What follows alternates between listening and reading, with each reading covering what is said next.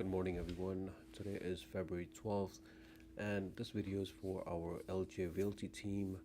I really want to make this video for all the agents to actually follow up on their leads.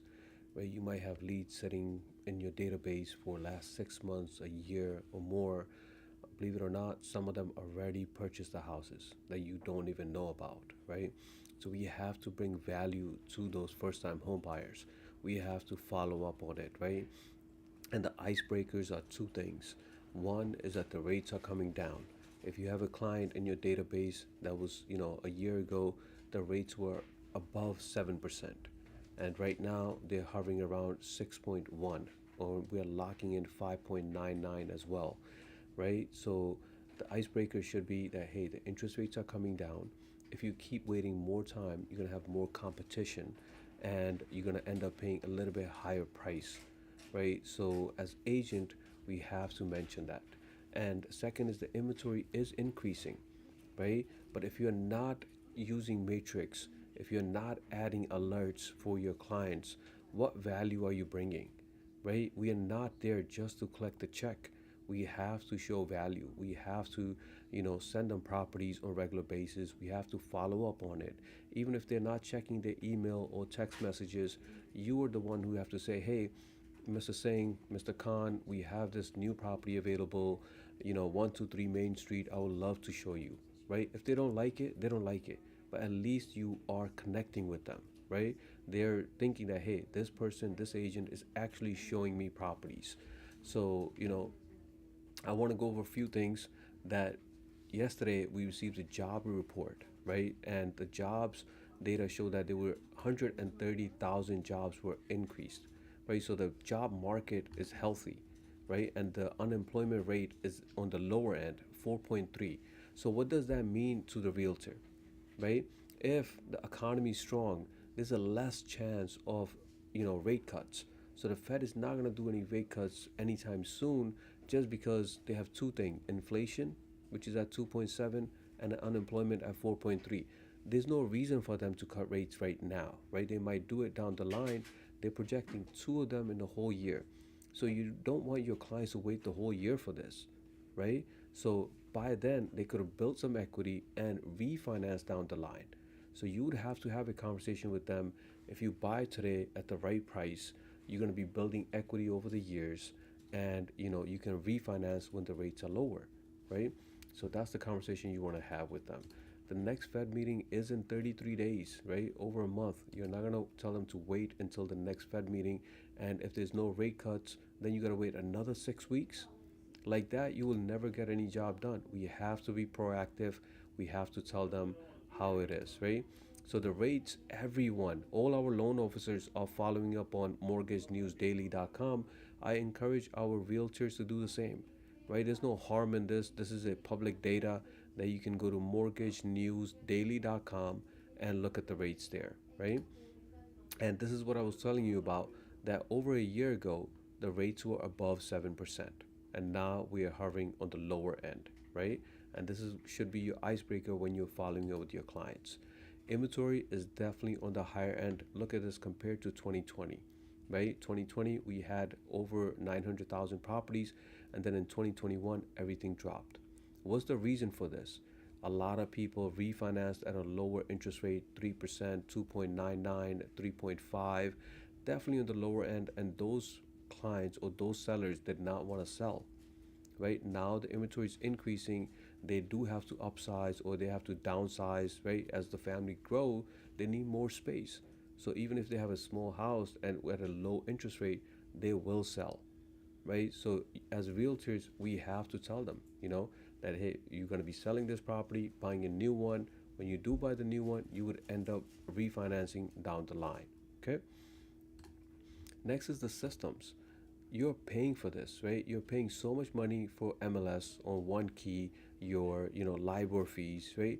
Why are you paying for that? It's for these services. One is your matrix to set up alerts for your clients, so the system can email them, the system can text them new listings. It's like once you set it, then you can really just follow up on it, right? It's not set it and forget it, because you need to pay attention to the inventory. So you have to know, hey, my clients, I'm servicing Long Island, Elmont, Valley Stream, and Franklin Square. Those are my three top targets. I need to know everything that's going on in that market.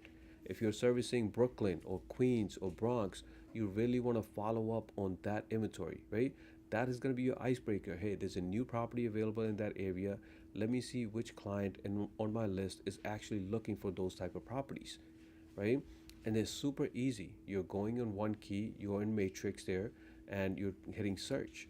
And I just want to give you an example. If I'm looking for 600 to $800,000 property, right, and I want 3+ bedrooms. I'm clicking on map here, and I want to draw. So I want to use the draw polygon, and I want to see Elmont, Valley Stream, Franklin Square. I'll probably go up to Garden City and see what's available up to that, right? And I want to see the results, and obviously you'll see 85 results there. You want to save it for your client, click on save and new auto email, right? Everyone should be setting this up for their clients, right? Everybody should be setting up their own alerts like I did on my end right here. I'm looking at all the inventory, that's what's going on, what type of activity that's happening in Nassau County, in Queens County. I'm looking at commercial land properties, right? Commercial sold properties, possible flips. How many times you have a client that's looking for a flip? So if I want to look at flips from my last time reading until now, there are 7 new properties, right? If I click on it, it will give me exactly those 7 properties. I'm looking at the first one. This is on Sutphen Boulevard, listed for $400,000. Maybe I have a client for this, right? I'm looking at the second one. This is in Hampton Beach for $400,000 as well. The next one, 485, right? And you understand that once you set this up, you can really follow up on that particular criteria within minutes. And that's what you want. You have more knowledge of the inventory, you're bringing more value to your client, right? And second is your transaction desk. Everything should be e-signed, right? Everybody's very should be very comfortable with it. But I still get calls from time to time, hey, which agreement I have to get signed and all that. This is our second year into this now, right? With the new forms and all that. You want to make sure you know your buyer's agreement, right? You have to tell your buyer, I'm not working for free, right? I need to get paid X amount. Whatever that amount is, I'm going to make sure that I put in the offer, right? If the seller is willing to pay me that amount, great. If not, then I'm going to take half of that, okay? If they're paying me half, then you owe me the remaining balance there, okay? So let's say, for example, it's not set in stone, but let's say you want to charge your client 2%, and the seller is only offering you 1%, right? How do you know that they're actually offering 1%? You have to put it in the offer. It's been 2 years now, so on MLS, we don't see any commission there. We don't see how much they're offering, right? Those are the rules because of the big lawsuit. Now we have to take some action. We have the new forms, right? So I want to show you that new form here. We have your offer sheet here, right? And the offer sheet is very straightforward. It literally tells you, hey, what is the price that you guys willing to pay, right? What is the purchase price? Then it tells you on letter C here, seller's payment to buyer's broker from proceeds. Whatever that percentage equivalent to in dollar amount, put that in here. And now if the listing agent calls you back and say, hey, we can get this offer accepted, but you need to decrease your amount here, then you need to have a conversation with your buyer. Hey, they're only offering me 1%. Now you owe me the other half. Okay? As long as they understand that part. But anytime you're asking for commission, you have to bring value. Today's video is just telling you guys, hey man, we have to bring value. We're not here for commission, right? So we have realtor tools. Anytime you're putting in an offer, you should be doing comps and showing that to your client. Hey, I did 3 different reports. I have RPR, I have geodata, I have matrix comps, right? I have 3 different reports.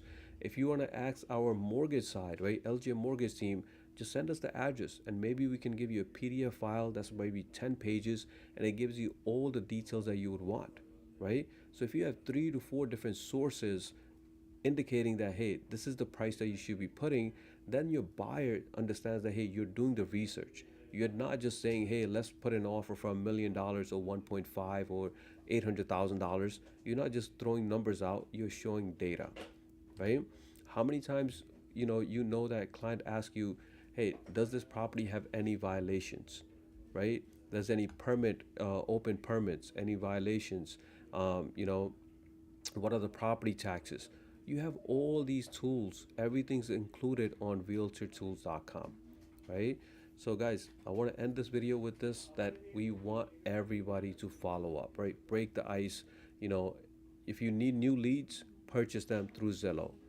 But before you purchase them, you need to follow up you know the old leads that you have.